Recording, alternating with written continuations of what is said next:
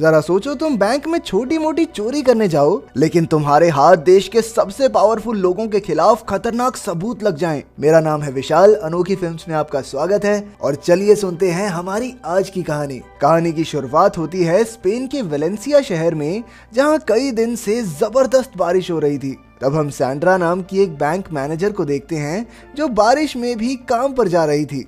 वो किसी से फोन पर पूछ रही थी कि क्या उसका नाम भी लिस्ट में है। असल में बैंक कई लोगों को नौकरी से निकालने वाला था, इसलिए उसे डर था कि कहीं वो भी इस लिस्ट में शामिल तो नहीं। खैर, जब वो बैंक पहुंची तो पता चला कि कई सिक्योरिटी ऑफिसर्स बारिश की वजह से समय पर नहीं पहुंच पाए थे। कुछ ही समय में बैंक खुला और ग्राहक अंदर आने लगे। जल्द ही सैंड्रा को खबर मिली कि बैंक ने उसे भी नौकरी से निकालने का फैसला कर लिया है। ये सुनकर उसे बहुत गुस्सा आया, क्योंकि ईमानदारी से काम करने के बावजूद भी उसे बेवजह निकाला जा रहा था। तभी अचानक बैंक के बाहर एक वैन आई और कई नकाबपोश लोग तुरंत बैंक में घुस आए। बैंक के सिक्योरिटी गार्ड ने उन्हें रोकने की कोशिश की, लेकिन चोरों ने बॉम्ब से पूरा बैंक उड़ाने की धमकी दी। इसके बाद उन्होंने बैंक के दरवाजे बंद किए और फिर चोरों ने वहां मौजूद सभी लोगों को बंदी बना लिया। लेकिन एक क्लर्क ने बड़ी चालाकी से अलार्म बटन दबाकर पुलिस को खबर कर दी, पर चोरों के लीडर यूरुग्वायो ने उसे देख लिया और सबके सामने बुरी तरह पीटा। तब लोको नाम के एक चोर ने बैंक के सारे कैमरास बंद कर दिए और फिर ऑफिस में बैठी सैंड्रा को हथकड़ी लगाकर कैद कर दिया। इधर पुलिस बैंक के बाहर पहुंच चुकी थी और फिर इंस्पेक्टर होजे ने बैंक में फोन करके चोरों से बात की।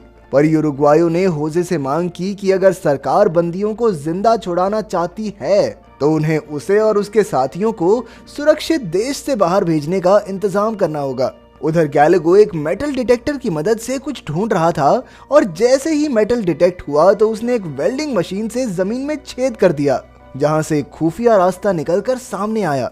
असल में ये पहले से चोरों के प्लान का हिस्सा था। यूरुग्वायो ने तो बस पुलिस को भटकाने के लिए प्लेन की मांग की थी। उन्होंने पहले ही ये सुरंग तैयार कर ली थी ताकि इसके जरिए भागकर वो पुलिस को चकमा दे दें। लेकिन पिछले कुछ दिन से हो रही भारी बारिश की वजह से ये सुरंग पूरी तरह पानी से भर चुकी थी और अब बैंक लूटकर इस रास्ते से भागना तो लगभग नामुमकिन सा था। ये चोरों के लिए काफी बुरी खबर थी, क्योंकि उनके पास बाहर निकलने के लिए इसके अलावा कोई रास्ता नहीं था। इधर सैंड्रा उनकी बातें बड़ी गौर से सुन रही थी। तब उसने बैंक से बदला लेने और चोरों की मजबूरी का फायदा उठाने का फैसला किया। सैंड्रा ने चोरों से कहा कि वो उन्हें इस बैंक में मौजूद सबसे कीमती लॉकर का पता बता सकती है, ताकि उसे लूट कर चोर जल्दी से भाग सकें। लेकिन इस सब के बदले उसने कहा कि भाई देखो, थोड़ा शेयर तो मेरा भी बनता है। पहले तो गैलेगो को लगा कि ये सैंड्रा की कोई चाल है, लेकिन जब गोली की धमकी पर भी उसने अपना बयान नहीं बदला तो गैलेगो को उस पर यकीन हो गया। फिर सैंड्रा ने उसे लॉकर नंबर 314 के बारे में बताया, जिसमें सोरियानो नाम के एक करप्ट नेता के किसी कांड का सबूत था। इस सबूत के जरिए वो देश भर में तहलका मचा सकते थे। आखिरकार गैलेगो ने डील के मुताबिक एक लॉकर से हीरे निकालकर सैंड्रा को दिए। उधर सोरियानो के लिए काम करने वाले एक आदमी फेरान को खबर मिली कि उनकी पार्टी के ही किसी आदमी ने सोरियानो के खिलाफ कुछ सबूत इकट्ठा कर रखे हैं और तो और उन्हें छुपाया भी उसी बैंक में गया है। अगर ये सबूत दुनिया के सामने आ गए तो सोरियानो के साथ साथ वो सब भी खतरे में पड़ जाएंगे। लेकिन ऐसा उस लॉकर में था क्या, ये कोई नहीं जानता था। अब उन्हें किसी भी हालत में इस सबूत को हासिल करना था, वो भी पुलिस को खबर किए बगैर। पर फेरान के कुछ करने से पहले ही चोरों की टीम ने लूट का सामान और लॉकर में से वो सबूत लेकर सुरंग में छलांग लगा दी। लेकिन अफसोस, पानी का बहाव इतना तेज था कि आगे बढ़ना नामुमकिन हो रहा था। इसी वजह से उन सबके चेहरे पर पकड़े जाने का खौफ साफ साफ दिखाई देने लगा। आखिरकार मजबूरन वो वापस बैंक में लौट आए, पर तब तक फेरान ने पुलिस को बैंक में घुसकर चोरों को मारने का आदेश दे दिया था। उधर इंस्पेक्टर होजे को ये समझ नहीं आया कि आखिरकार पुलिस वाले किसके ऑर्डर पर ये काम कर रहे हैं। तब फेरान पुलिस के साथ चोरों पर हमला करने ही वाला था कि अचानक जिमी नाम के एक और नेता ने उसे मिशन बंद करने का ऑर्डर दिया। फिर उसने फेरान और बाकी मेंबर्स को बताया कि चोर यूरुग्वायो को बैंक में चोरी करने के लिए उसने ही भेजा है। असल में जिमी को लॉकर में मौजूद उस सबूत के बारे में पता चल गया था, इसलिए उसने यूरुग्वायो के जरिए उसे हासिल करने का प्लान बनाया। लेकिन ये सब सुनकर उसके साथ ही भड़क उठे, क्योंकि जिमी सबूत को उन सबके खिलाफ भी तो इस्तेमाल कर सकता था। खैर, तब फेरान ने उन सबको समझाया कि भाई ये लड़ने का टाइम नहीं है, जल्दी से उस सबूत को हासिल करके तबाह करते हैं। इसलिए उन्होंने किसी ऐसे आदमी को ढूंढने का फैसला किया जो ये काम कर सके। वहीं बैंक में यूरुग्वायो को समझ नहीं आ रहा था कि यहाँ से बचकर जाएंगे कैसे। पर जब उसे पता चला कि गैलागो ने लॉकर की जानकारी के बदले सैंड्रा को हीरे दिए थे, तो वो तुरंत सैंड्रा के पास पहुंचा। यूरुग्वायो ने उसे जान से मारने की धमकी देकर हीरे लौटाने को कहा, लेकिन तब तक सैंड्रा उन हीरों को निगल चुकी थी। वहीं दूसरी ओर लोको सबूत वाली हार्ड ड्राइव में मौजूद वीडियोस को देखने से खुद को रोक नहीं पाया और उसने एक कंप्यूटर पर हार्ड ड्राइव खोल दी, लेकिन गलत पासवर्ड डालने की वजह से उसी पल हार्ड ड्राइव में मौजूद सभी फाइल्स अपने आप डिलीट हो गई। उधर फेरान ने कर्नल मेलिजो को चोरों से वो हार्ड ड्राइव हासिल करने का काम दिया। जल्द ही मेलिजो पुलिस से छिपकर यूरुग्वायो से मिलने पहुंचा। उसने यूरुग्वायो से वादा किया कि अगर तुम मुझे हार्ड ड्राइव दे दोगे तो मैं तुम्हारी पूरी टीम को सुरक्षित बाहर निकलवा लूंगा। फिर उसने बैंक के बाहर तैनात पुलिस को भी अपनी स्पेशल फोर्स से बदल दिया ताकि किसी को भी उन पर शक न हो। यूरुग्वायो के पास कोई और रास्ता भी नहीं था, तो आखिरकार वो मान ही गया। पर कुछ देर बाद जब उसे पता चला कि लोगों की गलती की वजह से सबूत की सारी फाइल्स डिलीट हो गई, तो वो गुस्से से तिलमिला उठा। खैर अब उनके पास मेलिजो की बात मानने के अलावा और कोई चारा भी नहीं था, इसीलिए वो प्लान के मुताबिक हार्ड ड्राइव को लेकर दरवाजे तक पहुंच गए। वहां मेलिजो की टीम के आदमी ही तैनात थे, लेकिन उन्हें देखकर लोगों को उन पर शक हो गया।